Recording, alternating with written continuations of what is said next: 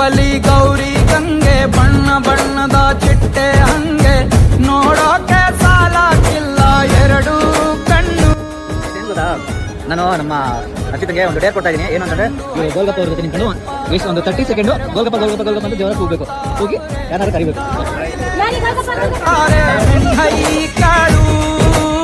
ರೊಟ್ಟಿ ಊಟ ಉಣ್ಣಂಗಿಲ್ಲ, ಹಬ್ಬದೂಟ ತಳ್ಳಂಗಿಲ್ಲ, ಗಂಟ ಜಗಳ ಆಡಂಗಿಲ್ಲ ನಮ್ಮ ಊರಲ್ಲಿ.